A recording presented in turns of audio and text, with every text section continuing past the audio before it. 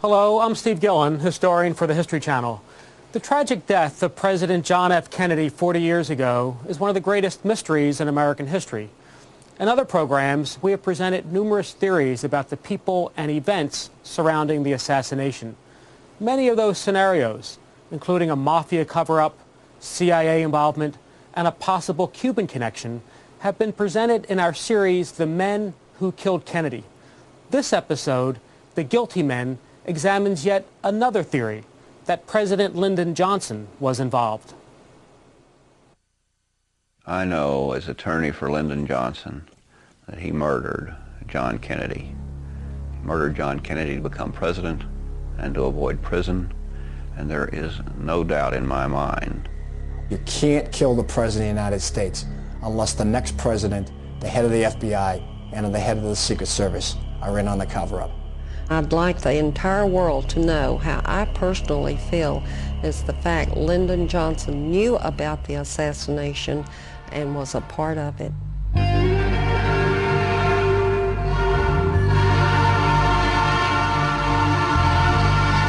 Deep in the heart of Texas lie buried some of the darkest and most well-kept secrets that tell us who killed John F. Kennedy in Dallas on November 22, 1963, and why.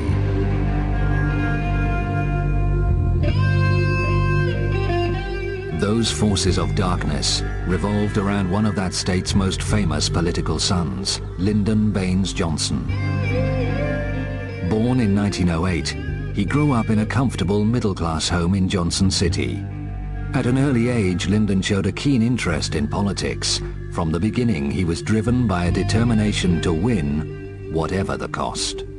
In a word, he was ruthless. There wasn't anything he wouldn't do to get what he wanted, regardless of what it was.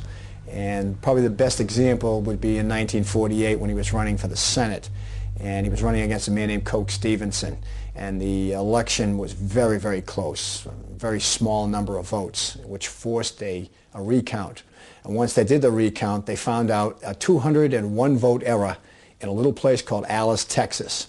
And eventually they found out that the 201 votes had been added. One for Stevenson, 200 for LBJ. As a result, he won by 87 votes, and he was nicknamed Landslide Lyndon. But the real name, the name used in the backwards that didn't appear in the newspapers, was Lion Lyndon.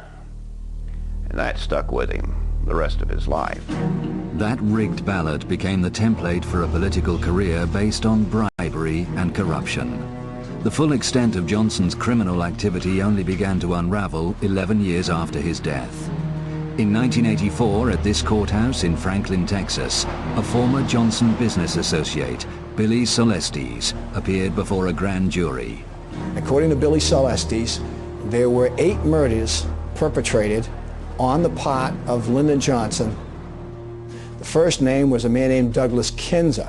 That was followed by a number of men involved in Estes businesses who were corrupt, and they were all killed with carbon monoxide. Josepha Johnson's name is listed on this Justice Department document. That's Lyndon Johnson's sister. So Estes is accusing the Vice President of the United States of murdering his own sister. And the 8th name listed is the President of the United States, John F. Kennedy. And then there is a promise of knowing more. And if Billy Celestes is telling the truth, and there is every reason to believe he is, it gives you an idea of the depth of the corruption and the ruthlessness of Lyndon Johnson. According to Estes' written testimony, that murderous cycle began in 1951 in Austin, Texas, at this downtown golf course known as Butler's Pitch and Putt. The killer was a Johnson henchman called Malcolm Wallace. Malcolm Wallace was born and raised in Texas. He was Texas bred, Texas educated, a very intelligent man.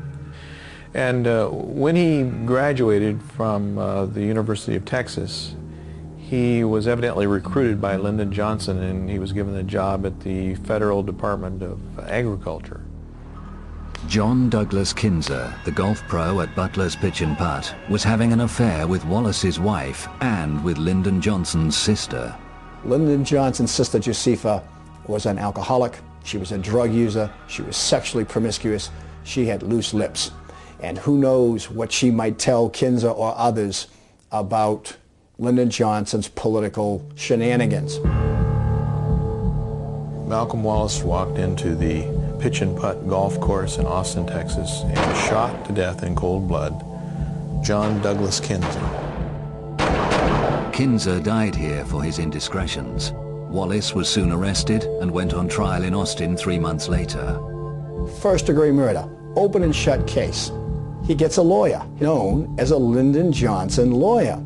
So Lyndon Johnson is going to do his best to get his friend out of hot water.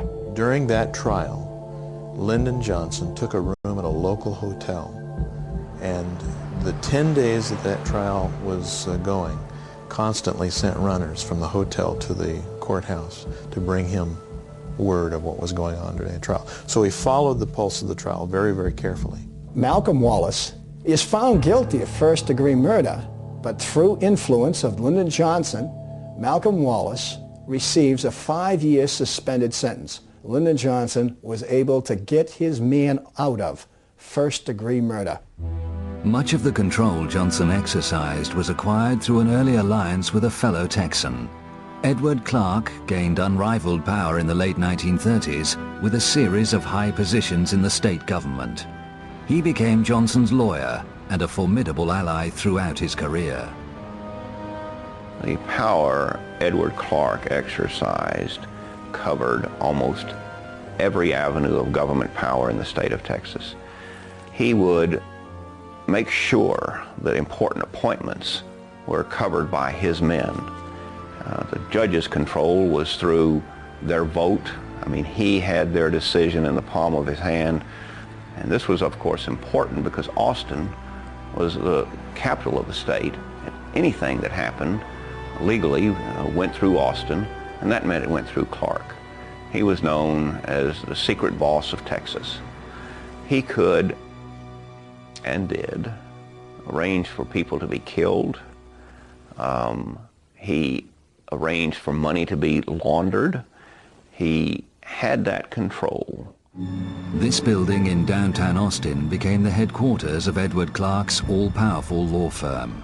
Barr McClellan was recruited as a young lawyer in 1966, 3 years after the assassination, unaware of the dark secrets hidden within. Soon after joining, in an after-hours conversation with John Coates, one of the firm's attorneys, Barr was made privy to an astonishing piece of information. Coates and I started talking, and in the course of it, John told me, if the truth be told, Clark arranged the assassination of Kennedy. It was a kind of statement that you can't easily forget, even though I personally chose not to believe it at the time. It stuck with me. Attorneys know they're acting behind a privilege. They can say things to each other. And this talk would go on at after-hours drinks, at Christmas parties, just traveling on the road. And it was like Johnson had to get Kennedy out of the way. I worked closely with Don Thomas, and Thomas was the business attorney to the president and was the second man in the law firm. Thomas and I did a number of cases together, and we traveled the state because he did not fly. We'd been to Dallas one day shortly after I became partner, and it was driving back, and just out of the blue, it seems now, looking back, that Thomas said, "I am the only living man who knows what happened in Box 13. And we know what that meant. That was the stolen 1948 election. I didn't say anything. Sometimes it's best just to listen. And then he looked away and added, but Clark took care of things in Dallas.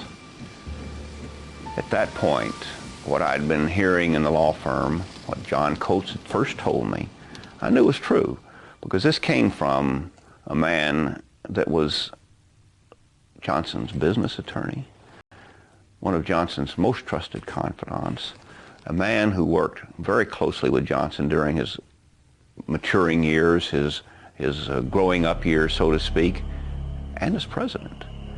And when I heard that, there was no question but that Clark had been behind the assassination, and he'd done it for Johnson.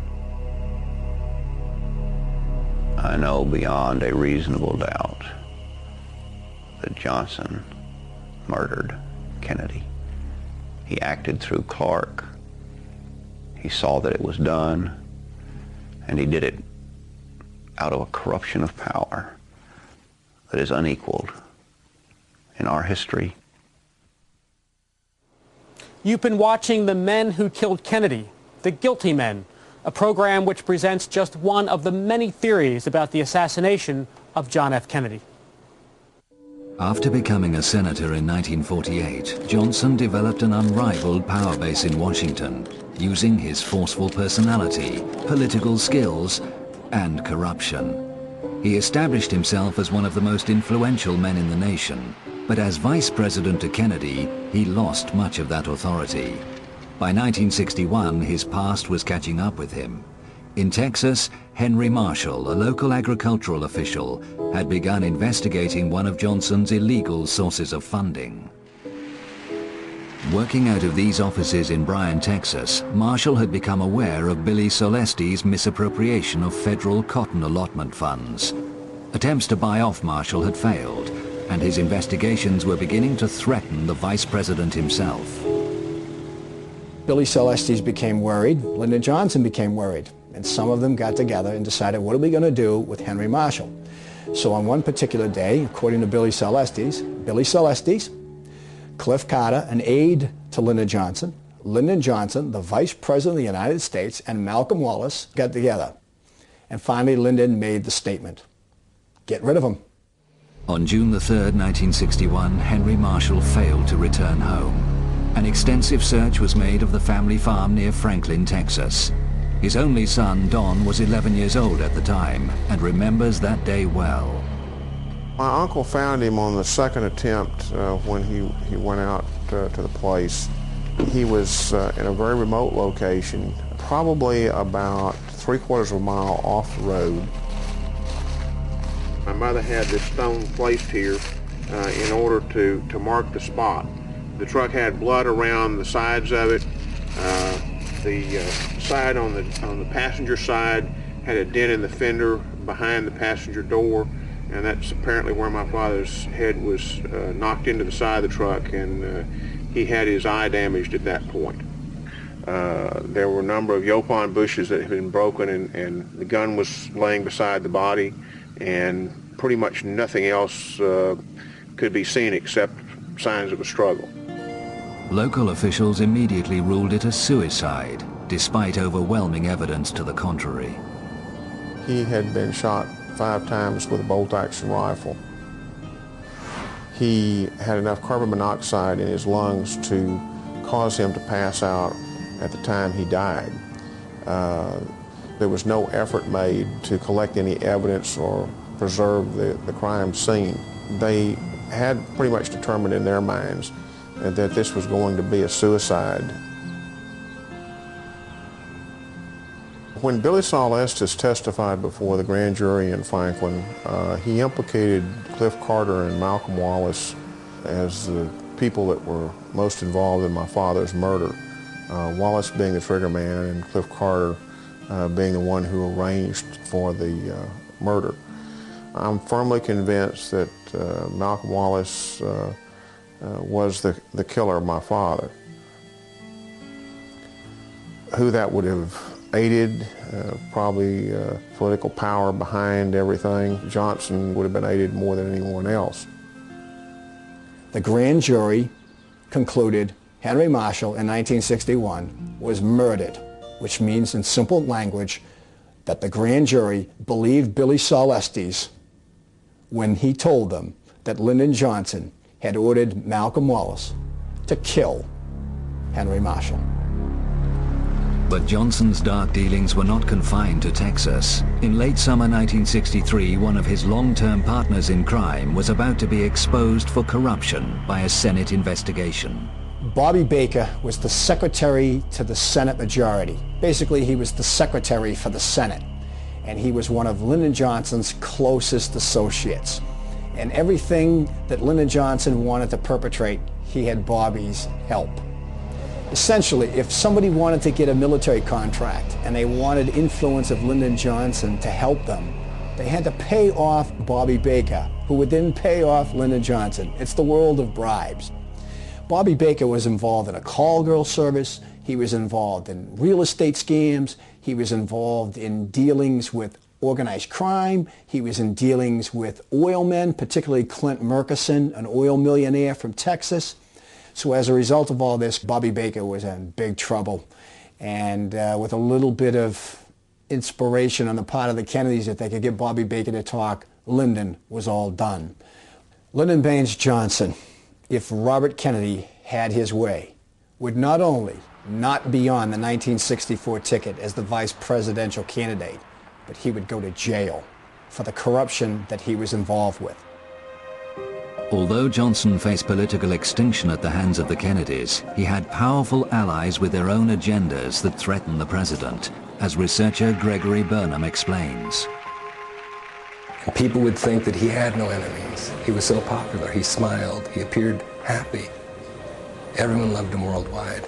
But what people don't seem to understand is behind the scenes, he was making changes, and he was making them decisively, and he was taking some very, very daring steps. He was committed to pull out of Vietnam. By October, he had signed a document, an SAM 263, to that effect. 1,000 troops home by Christmas, and all personnel out of Vietnam by 1965. But that wasn't very good for the military-industrial complex.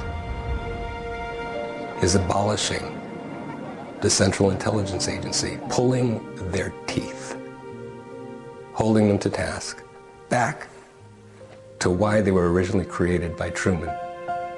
Their original mandate by law is only to coordinate intelligence, not to create the Bay of Pigs. NSAM 55 told the chairman of the Joint Chiefs of Staff that the CIA no longer can do that, and any military operation has to come directly from them to the president, period.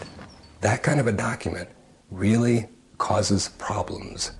But Texas was home to Kennedy's most dangerous opponents. Oil millionaires and billionaires in Texas were petrified of one major factor that John F. Kennedy was considering, cutting the oil depletion allowance. And there was no way they were going to allow that. Essentially, they would save billions of dollars if it stays as it is. It was called a 27.5% oil depletion allowance. John Kennedy thought it was too liberal. One of the key men in this case is Clint Murchison. Clint Murchison is an oil millionaire, owned 500 companies, but he was primarily an oil millionaire. He also controlled Texas, controlled Johnson. His major means of operating and controlling people and influencing people was a little hotel called the Hotel Del Charro in La Jolla, California. It cost $100 a day in the 50s. And at that hotel, he would invite all these powerful, influential people. Richard Nixon would come there. Key lieutenants of Carlos Marcello, the head of the mafia in New Orleans, used to vacation there. J. Edgar Hoover, the head of the FBI, used to vacation there. Free. Every summer for 10 summers. Free. Another Johnson man with close ties to Murchison was a wealthy Texan called D.H. Byrd. D.H. Byrd was an underboss for Murchison. He was a Del Charro regular. He owned the Texas School Book Depository. He also founded the Civil Air Patrol, which was a kind of military organization, and Lee Harvey Oswald was a member of the Civil Air Patrol. Another associate of Murchison at the time is Bobby Baker. Bobby Baker's in trouble with the scandals, and he was in all kinds of business deals with Murchison, and many of them were illegal. So Murchison was concerned that Baker and that corruption would lead to his door. And maybe not only would Baker go to jail and Lyndon go to jail, but maybe Murchison would go to jail. As the forces hostile to Kennedy grew in strength and number, they began to think the unthinkable: assassination. Finally, a new imperative forced their hand. Lyndon Johnson was in big trouble. The Bobby Baker scandal and the Billy Celeste scandal could destroy Lyndon Johnson's career. Lyndon Johnson would go to jail, and he was their man. He represented all these right-wing forces. There was an urgency to kill President Kennedy. They had to save Lyndon Johnson. The governor of Texas, first of all, is Lyndon Johnson's best friend in history. They went back decades together. In the 1948 vote scandal, John Connally was every much a part of that cover-up that took place. He was his campaign manager. It is without question John Connally who entices John F. Kennedy to Texas. Once they get him there, then they're in control of everything. Motorcade routes, the evidence, the Dallas police, everything. It's their land. It's their territory. Lyndon Johnson and his Texas cronies suckered President Kennedy to Texas. The late Madeleine Brown gained a unique insight into Johnson's role in Kennedy's assassination. She first met LBJ in 1948 at the Adolphus Hotel in downtown Dallas, when he was celebrating his election to the Senate following the infamous Box 13 scandal. I went, I was very young, and it was wonderful. Our relationship developed immediately. Lyndon gave another campaign party in Austin. It was 3 weeks after I met him at the Adolphus, and it was scheduled at the Driscoll Hotel. And, oh, it was so great to see him. I mean, for 3 weeks I had thought about him and how wonderful it was. We were dancing that night, and he says, I'll see you upstairs. And he put a key in my hand. I still have that key. It was exciting. I felt naughty, but I felt good. I fell deeply in love with him. Yes, I did. I was just the other woman in his life, and my emotions are still the same for him as they were when I met him as a very young girl, but I'll always love him. He was the father of my son, Stephen. That intimate relationship with Johnson continued for many years. Through him, she became familiar with the closed world of power politics in Texas. On the eve of Kennedy's assassination, she attended a party at this house in North Dallas, the family home of oil billionaire Clint Murchison Sr. There was an extraordinary guest list that night. We had H.L. Hunt, Murchison, Lyndon Johnson made an appearance. We had Hoover, we had Richard Nixon.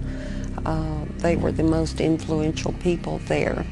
But I was under the impression that since J. Edgar Hoover was there, that it was to honor Hoover rather than anything else. When Lyndon came in, no one was expecting him. So when Lyndon arrived at Clint Murchison's, they all went into a conference room, and you could just feel the atmosphere. And when Lyndon came out, I was, of course, happy to see him. I did not know that he was going to be there. And he whispered in my ear at that time, "Those blankety-blank Kennedys will never embarrass me again. That's no threat, that's a promise." So he departed. The party rapidly broke up after Lyndon departed. A seamstress and companion, May Newman, provides confirmation that this party took place at the Murchison family home on the eve of the assassination. She lived and worked in another Murchison house in Dallas for Virginia, Clint Sr.'s second wife. She speaks here for the first time. I started working for Virginia Murchison in 1962 until her death in 1997, approximately 36 years. I remember well the night before the assassination. I worked with a man called Jewel Pfeiffer, black man, which was Virginia Murchison's chauffeur. He got a call from her stepson, John, at the big house. They were having a big party for a very special guest that was coming from Washington to go to the party by the name of Bulldog, which I found out later was J. Edgar Hoover. And he said he was very excited about doing this, going on this trip out to the airport to take this special guest to a very special party. big party. And I asked him when he came back if he got a good tip, and he said no, and he was very, very upset. He had to go back that night to take J. Edgar Hoover to the airport to go back to Washington. And he still didn't get a tip. Further verification of Hoover's presence in Dallas on the eve of the assassination came from a friend of May's who worked at the Murchison family home. Beulah May Holman, she was the cook at John and Lupe's house, and she wanted me to go help her that night, which I didn't, but I knew she told me she was cooking quail, and I wanted the recipe, so she gave it to me. She said it was a very important guest by the name of J. Edgar Hoover that was coming, and I should go out and help her so I could get to meet him. If it was a film star, I probably would have gone, but I didn't know who he was. No, not at that time. Early the next morning, only a few hours before the assassination, Madeleine received a phone call from Johnson, who was back in Fort Worth with Kennedy. Lyndon called me from the Texas hotel, and he was still irate. I said, Lyndon, about last night, and he went to cursing. He used foul language all the time, and he said, those Kennedys, he repeated, they will never embarrass me again. That's no threat, that's a promise. And I'd like the entire world to know how I personally feel is the fact Lyndon Johnson knew about the assassination and was a part of it. Dallas was to become forever linked with the murder of the president. But the rich and powerful men who had met in secret the night before had everything to gain from his death. LBJ was fearful of a long prison sentence, J. Edgar Hoover of losing his job, and the oil men of losing millions of dollars. When the shots rang out on Elm Street the next day, those problems were solved. The shock of Kennedy's assassination and its brutality reverberated around the world, but not everyone was grieving. The mood in the Murchison family home was very joyous and happy for a whole week after, like champagne and caviar flew every day of the week. But I was the only one in that household at the time that felt any grief for his assassination. After the president's murder, Hoover had absolute control of the cover-up. All the physical evidence relating to the crime was swiftly removed to Washington. From the beginning, Oswald was promoted as the lone nut assassin, but in LBJ's home state, tongues were wagging. I met Lyndon on New Year's Eve at the Driscoll Hotel in Austin, and the people in Dallas, I mean, everyone was talking about Lyndon Johnson was the cause of the assassination, and it made my heart very heavy. I just couldn't believe that he could be a part of something so bad. So I confronted Lyndon. I said, Lyndon, you've got to tell me, were you part of the assassination? And of course he had a high-temper fit, hit the wall, and he was very irate and angry. And he said, no, I was not, but the oil people, or he called them the fat cats of Texas that I knew, and the intelligence was the cause of the assassination. I am sure Lyndon did not make the plans per se, but he had the key people that he could call to actually do it. If the head of the FBI and the head of the Secret Service and key lieutenants of those two figures are involved in covering up, plus the President of the United States and all his cronies, you don't need a massive conspiracy to get away with this. After the assassination, Cliff Carter, Johnson's aide, made repeated calls from the White House to the district attorney in Dallas, Henry Wade. He was instructed to look no further than Oswald for the guilty man. There was no conspiracy. A similar call was made to the Attorney General of Texas, Waggoner Carr. Then we have Lyndon Johnson himself calling the chief of homicide, Will Fritz, who's really doing the dirt work as far as interrogating Oswald and trying to get to the bottom of this case. He calls him and tells him, you have your man. You have your man. Let it go at that. Lyndon Johnson is trying to control what is going on with the investigation of the assassination of President Kennedy from Washington, D.C., with crucial figures in the case. The late Dr. Charles Crenshaw experienced the new president's controlling hand. He was in the operating theatre at Parkland Hospital with his colleagues, working to save Oswald's life after Jack Ruby had shot him. He was urgently called to the phone in an adjoining office. I picked up the phone, and it was there I heard this voice like thunder that stated, "This is the president, Lyndon B. Johnson." And he asked, "How is the accused assassin doing?" I was so startled. The thing that I could say was, he's holding his own. He's lost a large amount of blood. He said, "Would you take a message to the chief operating surgeon?" It was more of an order than a question. So I said, "Yes, sir." He said, "There is a man in the room. I would like for him to take a deathbed confession." And all of a sudden, the phone went off. I returned to the operating room. I tapped Dr. Shires on the shoulder. He looked at me like, "What are you talking about?" Everyone was working feverishly in the abdomen trying to correct the wounds there. I said, "Guess who I've been talking to?" I said, "The President of the United States called and wants that man over there to take a deathbed confession." And Shires looked at me like I was crazy, and we both realized that there was no way Lee Harvey Oswald, had he survived, would have been able to give any testimony until 2 or 3 days after the procedure. But still in all, the President had called, and I did relay the message. When Dr. Crenshaw published his story in 1992, he suffered an avalanche of criticism. It was argued that Johnson made no such call. Crenshaw's critics were proved wrong by a former chief switchboard operator at Parkland Hospital, Phyllis Bartlett. The call came in and said, "Hold the line for the president." And for a second, I couldn't, I was still thinking Kennedy, and I was kind of taken back for a minute, and then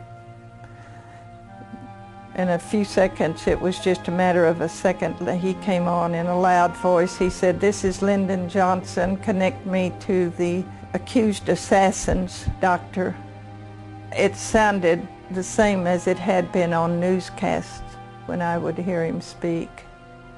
I knew I had put a call to the operating room, so I contacted Dr. Crenshaw, and I told him, that I knew he did get the call, and that I was sorry that the people had, in the newspaper and on the TVs, had tried to discredit him.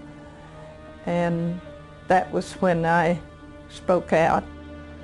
From the moment he became president, Johnson had authority over every aspect of the cover-up of Kennedy's murder. He was unassailable. Johnson has the power to contain the investigation, both nationally and locally, on the ground in Texas. More so than if it had happened, let's say, in Oregon or Wisconsin. Texas.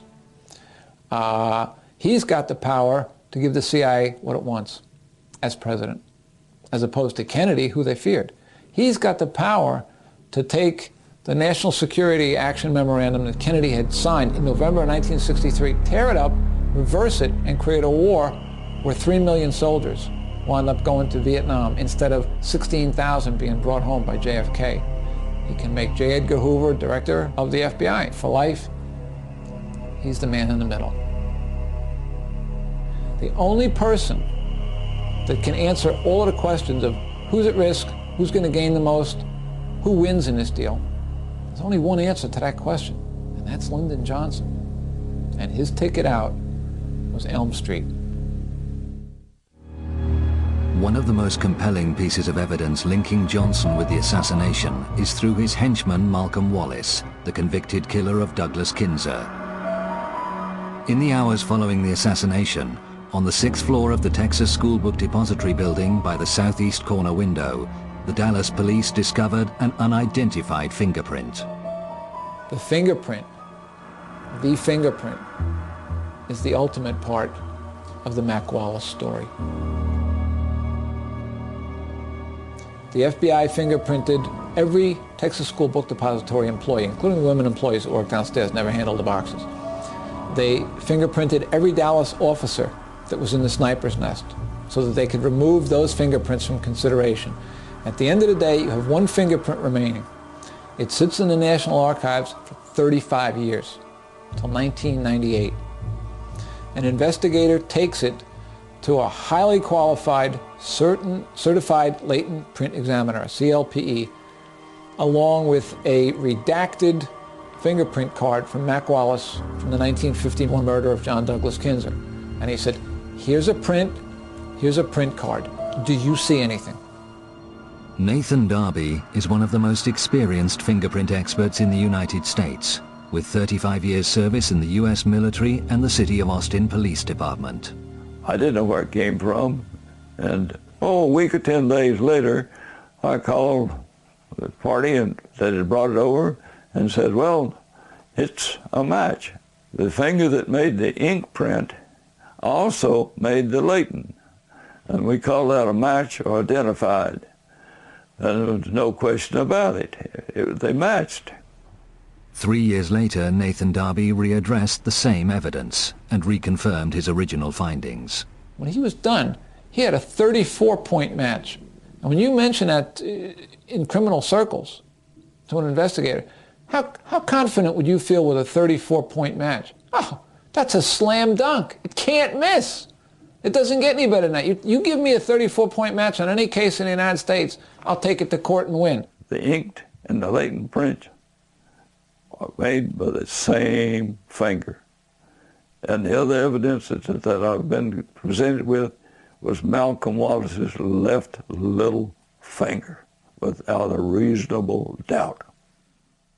Now, the fingerprint in question came from a cardboard box in the sniper's nest in the Texas School Book Depository. Fingerprints do not last long on cardboard. So it's fair to say that either Malcolm Wallace was wandering around there for no purpose, he was in that sniper's nest on November 22nd. That evidence, that fingerprint evidence, along with Malcolm Wallace's sordid resume, was sent to every imaginable agency or individual that could have an interest in what happened to John Kennedy. The only people that took notice of it were the Dallas police, because it's still an open homicide on their blotter. And they took serious notice of it. And then they were told, forward it up the line, because Dallas no longer has any evidence. It's all in federal hands, even though it's an unsolved homicide. They forwarded it up the line. And it took 18 months for the FBI to say verbally, no, it's not a match. And the single most important fingerprint found in the last 35 years was buried. I don't know why they couldn't say that the thing didn't match. It did match. There's no question about it. My experience, I've just had too much experience. I know what I'm talking about. I'm positive. No question about it. My dying declaration, if I was to drop dead right now, they match. It's still the big lie. It's unknown. It's unidentified. No, it's identified. It's Malcolm Wallace, and he's linked to Estes, Carter, and Lyndon B. Johnson directly. According to the official record, Malcolm Wallace died in a single car accident on this lonely stretch of Texas highway on the night of January 7th, 1971. There were no witnesses. His body was taken to a local hospital where he was pronounced dead. He was buried here close to other family members. 8 months later, another key member of LBJ's inner circle, presidential aide Cliff Carter, died unexpectedly. But shortly before his death, he met with Billy Solestes. They discuss all these murders that Cliff Carter is knowledgeable about. Now, Billy knows about some of them, but Cliff knows about more, and he fills him in on all the details.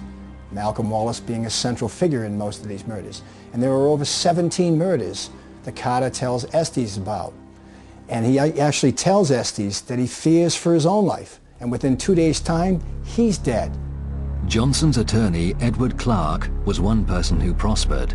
But when LBJ was brought low by the Vietnam War and decided not to run for a second term, Clark felt shortchanged for his role in the assassination, according to his legal partner, Barr McClellan.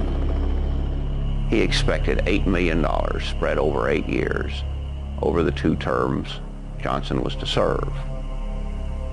When those terms were cut short by Johnson's sudden and unexpected resignation, Clark was $4 million short. He was not a man to be denied. When he had done a service, he was going to be paid. Planning ahead, he went to Big Oil and Big D, went to Clint Murchison to say, look, I've done y'all a great service. I deserve more. I'm going to get it. Murchison agreed with him and suggested he file for a well in the middle of the great East Texas oil field.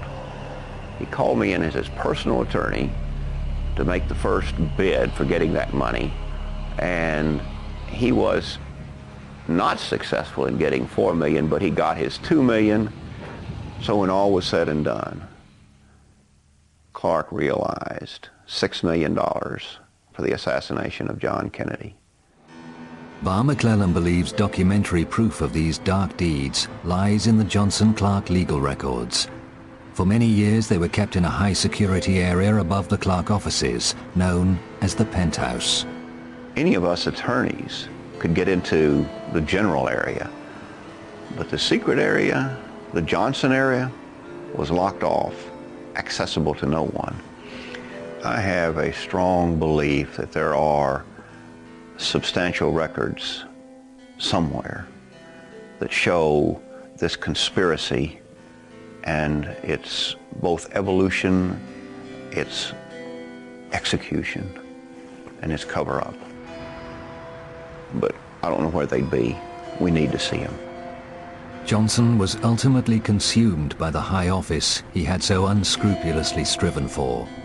A broken man, he retreated to his Texas ranch, where his lawyers were to secretly summon a psychiatrist to deal with his deepening depression.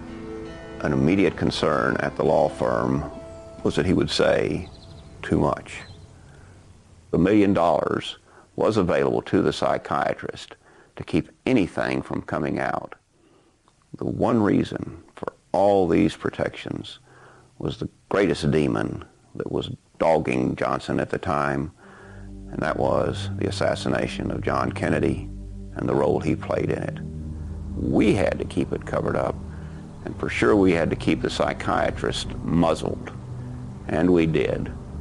But if any one set of records needs to be produced, the psychiatric records should be disclosed to the American public, because they will, I am confident, disclose his role in the assassination. Only 4 years after leaving office, Johnson died.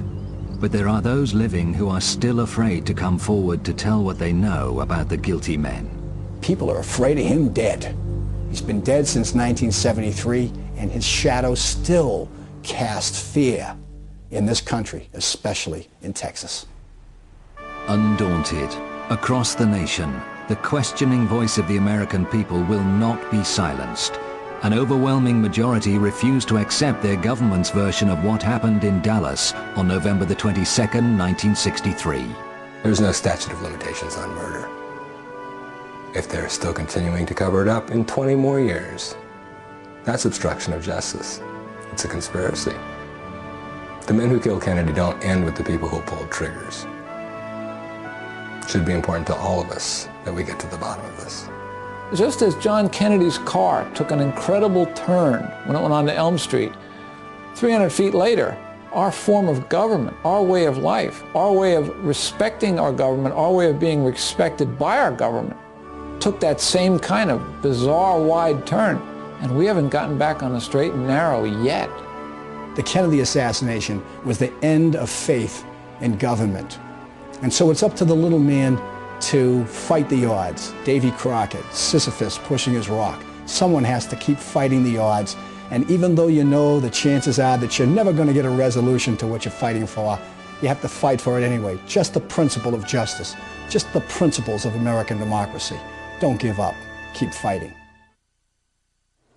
This episode has presented one viewpoint. We have also presented many other theories in numerous programs. For the History Channel, I'm Steve Gillen.